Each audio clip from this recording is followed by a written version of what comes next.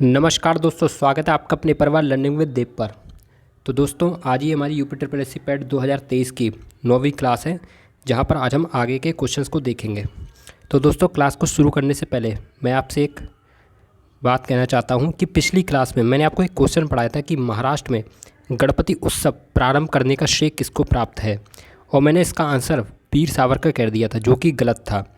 क्योंकि दोस्तों हुआ ये था कि जब मैंने इस क्वेश्चन को जैसे ही पढ़ा कि महाराष्ट्र में गणपति उत्सव प्रारंभ करने का श्रेय किसको प्राप्त है, तो तुरंत मैंने यहाँ पर एक टिक लगाया था और मैं बाल गंगाधर तिलक ही करने जा रहा था। लेकिन वो कहते हैं ना कि जैसे परीक्षा में हम लोग आते हुए क्वेश्चंस भी गलत कर देते हैं, क्योंकि वहाँ पर आते हुए क्वेश्चन में भी हम एक बार ऑप्शन देख लेते हैं और जैसे ही हमारी ऑप्शन पर निगाह पड़ती है तुरंत हम गलत वाले ऑप्शन पर टिक कर जाते हैं, जबकि हमें मालूम है कि आंसर नहीं होना है। तो बिल्कुल यही वो मानवीय भूल हुई थी जो अक्सर हमसे परीक्षा में पूछी हो जाती है। तो इसलिए मैं आपसे कहना चाहूँगा कि जो इसका जो राइट आंसर है वो होगा बाल गंगाधर तिलक, यानी कि जो महाराष्ट्र में गणपति उत्सव प्रारंभ करने का जो श्रेय है वो बाल गंगाधर तिलक को, क्योंकि इन्होंने ही महाराष्ट्र में गणपति उत्सव प्रारंभ किया था। तो ये मुझसे हल्की त्रुटि हो गई थी, जिसके लिए मैं आपसे क्षमा मांगता हूँ। हालांकि मैंने इसके लिए कमेंट बॉक्स में भी मैंने तुरंत लिख दिया था, जैसे मैंने वीडियो को अपलोड किया तुरंत जब मैंने अपनी वीडियो देखी तो मुझे ये पता चला कि ये मुझसे धोखे से गलत हो गया है। क्योंकि मैं जब भी किसी वीडियो को अपलोड करता हूं तो एक बार अपनी वीडियो देखता जरूर कि कहीं मुझसे कुछ गलत तो नहीं कह गया, कि ऐसा तो नहीं कि मैं बताने कुछ जा रहा था और बता कुछ गया। तो ऐसा अक्सर हो जाता है, तो इसके लिए आप क्षमा करें और आगे से मैं इस चीज़ को याद रखूँगा। फ़िलहाल हम आगे की अपनी क्लास को शुरू करते हैं। और देखिए, आगे का हमारा क्वेश्चन है, किस व्यक्ति को द्वितीय अशोक कहा जाता है। तो देखिए, अगर बात की जाए द्वितीय अशोक की तो राजा हर्षवर्धन जो थे इनको द्वितीय अशोक कहा जाता है। ठीक है, जो हर्षवर्धन है इनको कहा जाता है द्वितीय अशोक। तो ये सीधा सीधा पूछा जा सकता है कि बताइए वह कौन सा सम्राट है, भारतीय इतिहास का वह कौन सा सम्राट है जिसे द्वितीय अशोक के नाम से पुकारा जाता है। तो वह है हर्षवर्धन। कौन है भाई? हर्षवर्धन। चलिए, अगला क्वेश्चन है हमारा,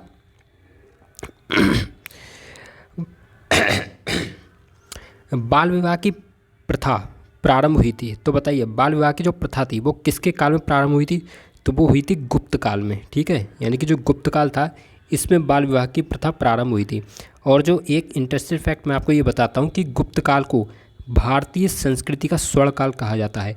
तो अगर आपसे कभी भी परीक्षा में पूछ लिया जाए कि बताइए भारतीय संस्कृति का स्वर्ण काल किसे कहा जाता है, तो वो कहा जाता है गुप्त काल को। भाई किसको कहा जाता है? गुप्त काल को। और बाल विवाह की शुरुआत किस में हुई थी या प्रथा किस में प्रारंभ हुई थी? तो वो भी हुई थी गुप्त काल में। तो ये चीज़ आपको याद रखनी है। अब देखिए, आज हम कुछ गुप्त वंश के बारे में जानेंगे। तो देखिए, गुप्त वंश की जो अवधि है वो 319 से लेकर 500 ईस्वी तक है। यानी कि जो गुप्त वंश ने 319 से लेकर 500 ईस्वी तक भारत पर शासन किया है। इसके साथ ही जो गुप्त संवत की शुरुआत है वो चंद्रगुप्त प्रथम ने कराई थी। ये क्वेश्चन बहुत इंपॉर्टेंट है, क्योंकि अक्सर संवत से क्वेश्चन सीधा सीधा पूछ लिया जाता है। और मैं आपको पहले भी विक्रम संवत, शक संवत पढ़ा चुका हूँ। तो अभी है गुप्त संवत। तो गुप्त संवत की शुरुआत किसने की थी? तो वो चंद्रगुप्त प्रथम ने की थी। ये कब से कब तक चला था? तो ये 319 से लेकर 320 ईस्वी तक चला था। चलिए, अगला पॉइंट अब हम जानेंगे यहाँ पर कि भाई गुप्त शासकों द्वारा चलाए गए चांदी के सिक्कों को रूपक कहा जाता है। तो सीधा सीधा पूछा जाता है कि बताइए गुप्त शासकों द्वारा चलाए गए चांदी के सिक्कों को क्या कहा जाता है? तो रूपक कहा जाता है। अच्छा, वर्तमान युग में दशमलव प्रणाली का आविष्कार भी गुप्त काल में ही हुआ है। यानी कि जो दशमलव प्रणाली के आविष्कार का श्रेय किसको दिया जाता है? तो वो भी दिया जाता है गुप्त काल को। अच्छा, अगला पॉइंट है हमारा, गुप्त वंश के शासकों ने मंदिरों एवं ब्राह्मणों को सबसे अधिक ग्राम दान में दिए थे।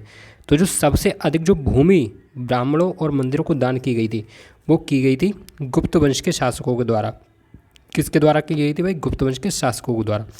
तो ये सारे इंपॉर्टेंट पॉइंट आपको याद रखने हैं। चलिए, हमारा अगला क्वेश्चन आ गया है, ये वैदिक सभ्यता से रिलेटेड है। अनुलोम विवाह का अर्थ क्या था? तो देखिए, क्या होता था कि जब उच्च वर्ण का पुरुष, यानी कि अगर हम साधारण से ही बात करें कि तो उच्च वर्ण का पुरुष निम्न वर्ण की नारी के साथ विवाह करता है। अगर हम अपनी स्थानीय भाषा में कहें तो जैसे जो उच्च जाति के अगर कोई पुरुष हो और वो निम्न जाति की स्त्री के साथ विवाह कर ले तो उसे कहा जाता है अनुलोम विवाह। क्या कहा जाता है? अनुलोम विवाह। तो ये उस समय एक प्रथा प्रचलित थी कि जो उच्च वर्ण का जो पुरुष है वो निम्न वर्ण की नारी के साथ जो विवाह करता था तो उसे कहता था अनुलोम विवाह। तो इसलिए हमारा ऑप्शन बी करेक्ट हो जाएगा यहाँ पर। चलिए, अगला पॉइंट अब हम पढ़ेंगे। तो देखिए, जो प्रतिलोम विवाह है तो वो किसको कहा जाता है? तो जो उच्च वर्ण की नारी और निम्न वर्ण के पुरुष के साथ विवाह करे तो उसे प्रतिलोम विवाह कहा जाता था। तो प्रतिलोम विवाह हुआ कि यानी कि जो ऊंची जाति की अगर नारी और निम्न जाति के पुरुष के साथ विवाह कर ली थी तो उसको हम कहते थे प्रतिलोम विवाह। और वहीं जब ऊंचे वर्ण का पुरुष निम्न वर्ण की स्त्री के साथ विवाह करता था तो उसे कहते थे अनुलोम विवाह। तो ये भी पॉइंट आपको याद होना चाहिए क्योंकि ये परीक्षाओं में पूछा गया है। चलिए अगला हमारा क्वेश्चन है, ऋग्वेद में अगन्य शब्द का प्रयोग किसके लिए किया गया है? तो देखो ऋग्वेद में जो अगन्य शब्द का प्रयोग किया गया वो किया गया गाय के लिए। किसके लिए किया गया? गाय के लिए। और ऋग्वेद में हमने आपको पिछली क्लास में काफ़ी डिटेल से पढ़ाया था। हमने कहा था कि आगे हम नदियों वाला भी चैप्टर लेके आएंगे जिसमें हम बताएंगे कि ऋग्वैदिक कालीन नदियों के क्या नाम है। तो आज हम फिलहाल हम कुछ और चीज़ें पढ़ रहे हैं ऋग्वेद में जो जो रह गई हैं। तो देखो ऋग्वेद में भाई राजा को गोप्ता कहा जाता था। सीधा सीधा पूछा कि बताइए ऋग्वेद में राजा के लिए किस शब्द का प्रयोग हुआ है, या ऐसे ही पूछ सकता है कि बताइए ऋग्वेद में गोप्ता किसको कहा गया? तो वो कहा गया है राजा को। ऐसे ही मरुस्थल के लिए धन्व कहा गया। क्या कहा गया? धन्व। और अतिथि के लिए गोहन कहा गया या गोहनता किया गया है। तो ये दोनों वर्ड पूछे जा सकते हैं कि बताइए अतिथि के लिए कौन कौन से शब्द प्रयोग हुए? तो गोहन या गोहनता। अच्छा, पुत्री के लिए दुहिता कहा गया और अनाज के लिए किया गया धान्य। अनाज के लिए क्या कहा गया है? तो वो कहा गया है धान्य। ऐसे हल के लिए लांगल कहा गया है और हल से बली जो नालियाँ हैं उनके लिए सीता कहा गया है। और जो उपजाऊ भूमि है उसको कहा गया है उर्वरा। तो उपजाऊ भूमि को भाई ऋग्वेद में क्या कहा गया? तो वो कहा गया उर्वरा। तो ये सारे इंपॉर्टेंट पॉइंट आपको याद होने चाहिए क्योंकि ये पूछे जाते हैं। अच्छा, गोबर की खाद के लिए किस शब्द का प्रयोग किया गया? तो वो कहा गया करीश। और ऐसे युद्ध के लिए क्या कहा गया था? तो वो कहा गया था गविष्ठ। तो ये सारे इंपॉर्टेंट पॉइंट हैं जो आपको रट जाए बिल्कुल, क्योंकि अगर क्वेश्चन बनता है तो यहाँ से बिल्कुल पूछा जाएगा और ये बहुत ही अच्छे क्वेश्चन है। चलिए अगला क्वेश्चन हमारा, महात्मा बुद्ध के ग्रह त्याग का प्रतीक है। तो देखो जब महात्मा बुद्ध ने जो ग्रह को अपने त्यागा था तो उसका प्रतीक कहा गया है घोड़े को। तो घोड़ा किसका प्रतीक है? तो ये है महात्मा बुद्ध के ग्रह त्याग का प्रतीक। पहली क्लास में भी मैंने आपको बहुत सारे प्रतीक याद कराए थे, तो वो सारे आप रिवाइज़ कर लें। बाकी आने वाली क्लासेस में मैं आपको रिवाइज़ कराऊंगा क्योंकि मैंने आपसे पहले ही कह दिया है पिछली क्लास में कि अब जो आने वाली क्लासेस हैं अब ऐसी क्लासेस की हम शुरुआत करने जा रहे हैं जहाँ पर हम किसी भी क्लास को पढ़ाएंगे तो लास्ट में पिछली क्लास का रिवीजन ज़रूर कराएंगे, जिससे आपकी जो तैयारी है वो बहुत अच्छी हो सके। क्योंकि रिवीजन के माध्यम से ही सिलेक्शन हो सकता है, बिना रिवीजन किए कभी सिलेक्शन नहीं होता। तो इसलिए ज़्यादा से ज़्यादा हम रिवीजन आपको कराने की कोशिश करेंगे। चलिए हमारा अगला क्वेश्चन आ गया है, आजीवक संप्रदाय के प्रवर्तक कौन थे? तो भाई आजीवक संप्रदाय के प्रवर्तक थे मक्खली गोसाल। कौन थे भाई? मक्खली गोसाल। तो ये क्वेश्चन आपको याद रखना है। चलिए अगला पॉइंट आ गया है, अगला क्वेश्चन हमारा, किसने पाटलिपुत्र को पोलीब्रोथा कहा है? तो भाई देखो जो मेगस्थनीज था, मेगस्थनीज ने पाटलिपुत्र को पोलीब्रोथा कहा है। क्या कहा है? पोलीब्रोथा। अच्छा, मेगस्थनीज के बारे में हम कुछ जानेंगे भाई। तो देखिए मेगस्थनीज चंद्रगुप्त मौर्य के दरबार में आया था और इसकी प्रसिद्ध पुस्तक इंडिका है और इस पुस्तक में इसने पाटलिपुत्र के प्रशासन का वर्णन किया है। तो अगर बात की जाए कि भाई मेगस्थनीज ने पाटलिपुत्र के प्रशासन का वर्णन अपनी किस पुस्तिका में किया गया? तो वो किया गया इंडिका में। और ये किसके दरबार में आया था? तो ये आया था चंद्रगुप्त मौर्य के दरबार में। चलिए ये इंपॉर्टेंट पॉइंट थे। अब है आज का हमारा अगला क्वेश्चन और वेरी वेरी इंपॉर्टेंट क्वेश्चन है ये, क्योंकि मैंने आपसे कहा कि युद्ध से रिलेटेड क्वेश्चन पूछे जाते हैं और मैं आपको सारे युद्ध करा दूंगा। तो देखिए आज का हमारा अगला क्वेश्चन है, बाबर ने किस युद्ध में जिहाद का नारा दिया था? तो देखिए बाबर ने खानवा के युद्ध में जिहाद का नारा दिया था। खानवा का युद्ध, जो खानवा का युद्ध था ना, ये लड़ा गया था बाबर ने राणा सांगा के खिलाफ। देखिए जानते हैं खानवा का युद्ध था क्या? तो देखो जो खानवा का युद्ध था ये 1527 ईस्वी में बाबर और राणा सांगा के मध्य लड़ा गया था, जिसमें बाबर की विजय हुई थी। किसकी विजय हुई थी भाई? बाबर की विजय। और इस युद्ध में ही बाबर ने जिहाद का नारा दिया था और जब इस युद्ध को जीत लिया था तब बाबर ने गाजी की उपाधि धारण की थी। किसकी उपाधि धारण की थी? गाजी की उपाधि। और कब ये हुआ था? तो ये हुआ था 1527 ईस्वी में। बाबर ने देखो 4 युद्ध लगातार लड़े थे। एक पानीपत का युद्ध, फिर देखो पहला लड़ा था कब? पहला लड़ा था पानीपत का युद्ध, ठीक है, पहले लड़ा था इसमें पानीपत का युद्ध। फिर खानवा का युद्ध, खानवा का युद्ध कब लड़ा? 1527 में। और पानीपत का 1526 में। तो पानीपत, खानवा और चंदेरी घाघरा, चंदेरी कब लड़ा? 1528 में। और घाघरा कब लड़ा? 1529 में। तो जो चंदेरी का युद्ध था ये इससे 1528 में लड़ा और इसमें बाबर ने मेदिनी राय को हराया था और जिसमें बाबर की विजय हो गई थी। ऐसे ही घाघरा का युद्ध अगले साल लड़ा था 1529 में। इसमें बाबर ने अफगानों को हराया था और इसमें ही बाबर की विजय हुई। और इसने खानवा के युद्ध में गाजी की उपाधि धारण की थी। जब खानवा का युद्ध जो हुआ था 1527 ईस्वी में, जब उसको जीता था, तब इसने गाजी की उपाधि धारण की थी। तो ये सारे इंपॉर्टेंट युद्ध हैं जो आपको याद होने चाहिए। चलिए अगला क्वेश्चन है, किस मुगल शासक को मालियों का मुकुट कहा गया है? तो भाई मालियों का मुकुट बाबर को कहा गया। किसको कहा गया? मालियों का मुकुट बाबर को। तो ये भी इंपॉर्टेंट क्वेश्चन था। अगला हमारा क्वेश्चन आ गया है, शिवाजी को राजा की उपाधि किसने प्रदान की थी? तो मैंने आपको इस क्वेश्चन को पिछली क्लास में ही बताया था कि शिवाजी को राजा की उपाधि औरंगजेब ने प्रदान की थी, और शिवाजी को पहाड़ी चूहा भी औरंगजेब ने ही कहा था। तो ये बहुत ही इंपॉर्टेंट क्वेश्चन है, वेरी वेरी इंपॉर्टेंट क्वेश्चन। चलिए अगला क्वेश्चन हमारा आ गया है, संवाद कौमुदी पत्र के संपादक कौन थे? तो देखिए, संवाद कौमुदी पत्र के संपादक थे राजा राममोहन राय। कौन थे भाई? राजा राममोहन राय। तो ये चीज़ आपको याद रखनी है। चलिए अगला क्वेश्चन आ गया हमारा, किसने महिलाओं के वामा बोधनी पत्रिका निकाली? तो देखो, महिलाओं के लिए जो वामा बोधनी पत्रिका निकाली थी वो निकाली थी केशव चंद्र सेन ने। किसने निकाली थी भाई? केशव चंद्र सेन ने। चलिए अगला क्वेश्चन है हमारा, किसको भारत का महान वृद्ध व्यक्ति माना गया है या कहा गया है, या grand old man of India किसको कहा जाता है? तो वो कहा जाता है दादा भाई नौरोजी को। किसको कहा जाता है भाई? दादा भाई नौरोजी को। क्योंकि जो दादा भाई नौरोजी थे ये उम्र में बहुत बड़े थे, और लगभग उस समय के सभी क्रांतिकारियों में सबसे ज़्यादा विद्वान और योग्यतम पुरुष थे, और उम्र दराज आदमी थे। इसलिए इन्हें भारत का महान वृद्ध व्यक्ति कहा जाता है, यानी कि इन्हें grand old man of India भी कहा जाता है। चलिए अगला क्वेश्चन है, जलियांवाला नरसंहार के समय भारत का वायसराय कौन था? तो देखिए, जलियांवाला बाग हत्याकांड मैंने आपको बताया था कि ये हुआ था 13 अप्रैल 1919 में। कब हुआ था? 13 अप्रैल 1919 में। तो जब ये हुआ था तो उस समय भारत का वायसराय कौन था? तो वो था लॉर्ड चेम्सफोर्ड। कौन था? Lord Chelmsford. तो ये भी आपको याद रखना है। अच्छा, जलियांवाला बाग हत्याकांड में गोली चलाने का आदेश किसने दिया था? तो वो दिया था माइकल ओ डायर ने। ठीक है, किसने दिया था? माइकल ओ डायर ने। चलिए अगला क्वेश्चन है हमारा आज का, भारतीय मुसलमानों के अलग राज्य के लिए पाकिस्तान शब्द का प्रयोग सर्वप्रथम किसके द्वारा किया गया था? तो देखिए, जो भारतीय मुसलमान थे ना, तो उनकी जब अलग देश की मांग की गई तो वह कौन व्यक्ति था जिसने सबसे पहले पाकिस्तान शब्द दिया था? तो वह था चौधरी रहमत अली। कौन था भाई? चौधरी रहमत अली। तो ये भी बहुत इंपॉर्टेंट क्वेश्चन है। और अगला हमारा क्वेश्चन आ गया है, अमृत बाजार पत्रिका की स्थापना किसने की थी? या ऐसे कह सकते हो कि अमृत बाजार पत्रिका किसके द्वारा प्रकाशित की गई थी? तो वो की गई थी शिशिर कुमार घोष के द्वारा। किसके द्वारा भाई? शिशिर कुमार घोष के द्वारा।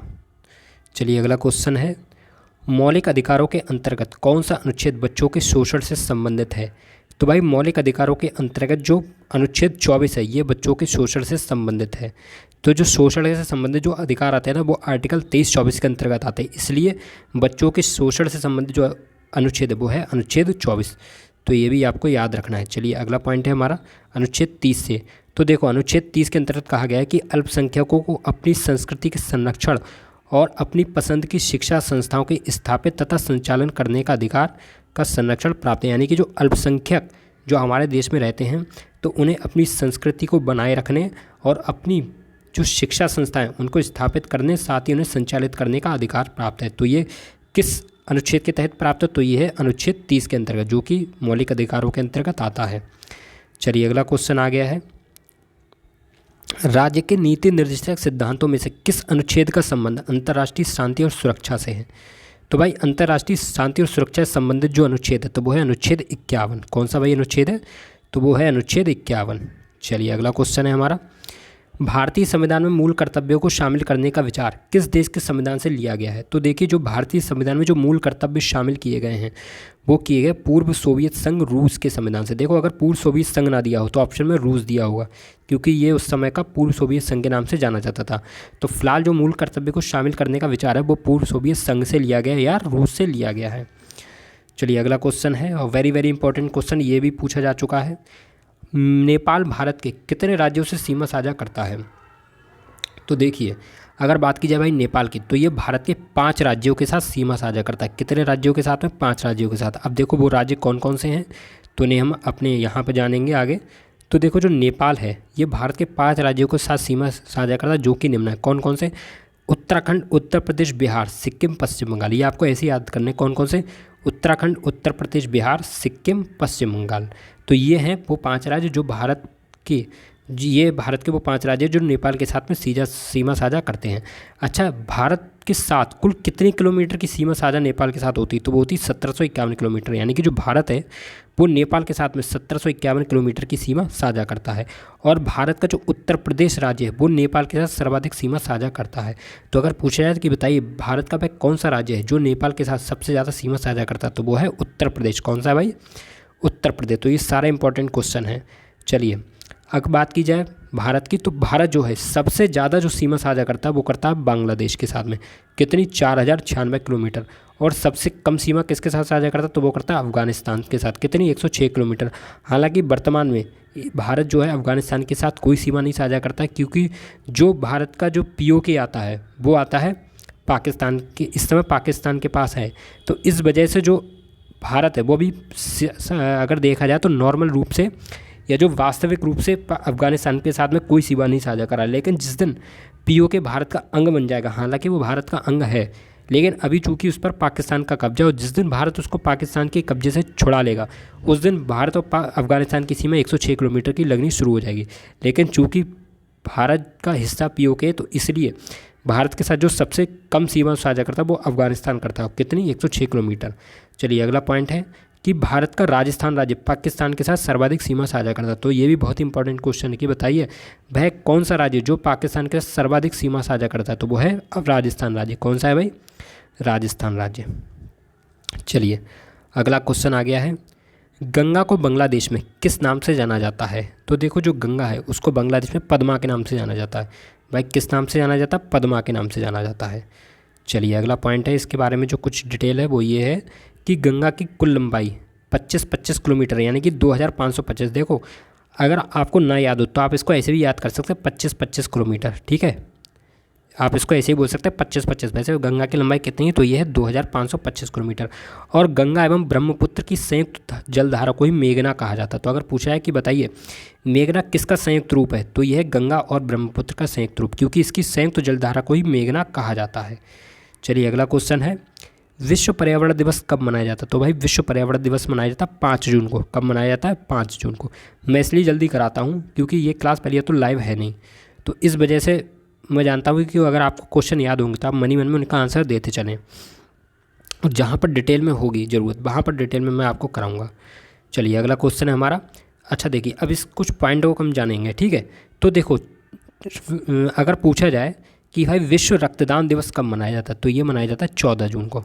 5 जून को क्या मनाया जाता है? एक बार फिर से देखेंगे भाई। 5 जून को मनाया जाता है विश्व पर्यावरण दिवस, और 14 जून को कौन सा दिवस मनाया जा रहा है? तो ये मनाया जा रहा है विश्व रक्तदान दिवस। तो विश्व रक्तदान दिवस कब मनाया जाता है? तो ये मनाया जाता है 14 जून को।